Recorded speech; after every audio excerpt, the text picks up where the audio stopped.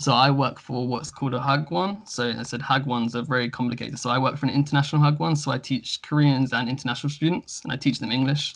And then what happens is that, so basically in Korea you have hagwons, which are very kind of special school, and education is so super vital, super important in Korea. The families will put all their money into education to make sure that their children does the top. I think they're like one of the most overqualified countries. Almost the whole population of young students go to university and then get a degree. So there's so many overqualified. You go to coffee shops, they'll all have degrees. They'll have degrees higher than me and things like that. Because of that, education is so important. So what happened quite a while ago now is that children would go to school from 9 till 3, like a normal kind of school day, and then they would go to a hagwon after. It's kind of, for us, it's kind of like that. I guess it's called cram school, or almost like extra tutoring. So you'll go to an Yeah, extra yeah. like kind of English and maths class. But over here, it's escalated now. So you have children. So I had the children that I know that will go from school from 8 till 6. No, sorry, 8 till 3 o'clock normally. Then they'll get a bus on their own to another hagwon, and they'll do maybe kind of like an hour of English tutoring with someone else. They will then go to another hagwon, and some children are not are studying in hagwons till at 11 o'clock. And it's all, so hagwons all private education. Sometimes it's one to one, sometimes it's in a big group. So obviously I have 13 in my class. And then from that point, hagwons just kept growing and growing because people realize the more money you put into your child, the better they'll do in theory. So obviously they made their children go to these hagwons all the time. Hagwons then evolved into what they are now, where you can send your child from a hagwon. Basically, if you came to my school, you would think it was a school. Basically, you would think it was no different to any school back home. But all the parents are paying the hagwon prices. So they pay almost daily. They pay weekly. It's kind of like a private school back home. And then, but the issue is they're not run by the government, so we can choose what we want to do. So how it worked is that all the state schools, so what like we have in obviously back in England, all the state schools, they were meant to open up in March time because they have the Christmas off. They got postponed about a month's, about I think about a month to about 6th of April, and obviously they said that's been delayed again now. Whereas Hagwons had the choice. Hagwons could have stayed open or they could have stayed closed because it's a private institution.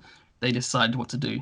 Obviously, that's where I think a lot of people have been worried. So luckily, my school, which is that is has enough money to keep going. I said we're quite obviously like I think we're quite good reputation. Obviously, we are kind of care about the kids and things like that.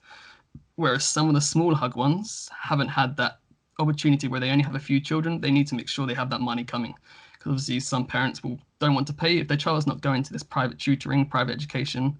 Then why would they pay? Like you can kind of understand if it's a private education, then that kind of understandable. So some of the SCAG ones have had to stay open, and that's Yeah, had a few definitely. issues. There's been a few cases where teachers or students have been found to have the coronavirus, and I think there was some recently in the last few weeks where teachers had it, and that means all the students had to get tested. And that's like one of the big fears. That's why I think one of the schools have been postponed again.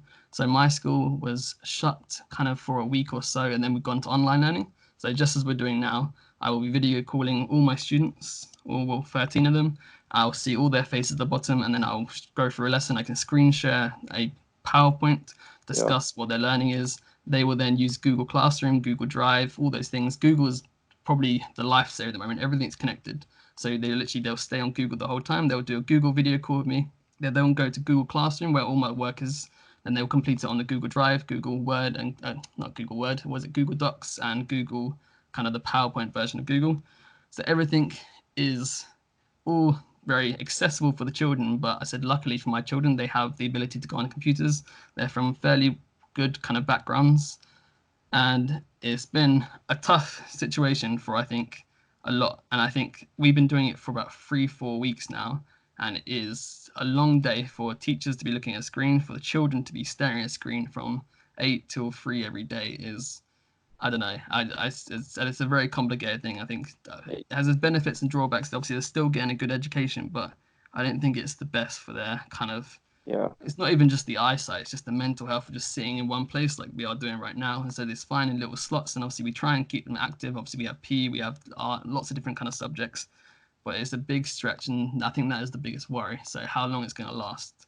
And I said the UK has only just gone into that kind of thing, and I've seen all my friends panicking and worrying how they're going to do it. They're trying to sort it out, and I said you can never be too prepared, especially with working with. I said I work with 8 and 9 years old, and obviously some of them amazing on iPads, but come to a computer and a mouse, their skills are not really there. So it's my job has now become from teaching to troubleshooting to the kind of literally ICT through. I've had to have children put mirrors up to the screen so I can see what they're doing if they can't screen share. I've had to have one child turn an iPad on, then turn his iPad round so I can see one camera here, so I can try and tell him how to open this, open this. It's been a complicated month, and I said I'm a little bit worried about how some of the UK things. I think obviously not everyone has access to the computers. So I think there's going to be a lot of it missing of education. But Yeah. I said I think everyone's going through the same thing. I think everyone has to keep reminding that it's not just you, it's not just us, everyone worldly now. I think Yeah. people keep forgetting that it's a kind of team effort.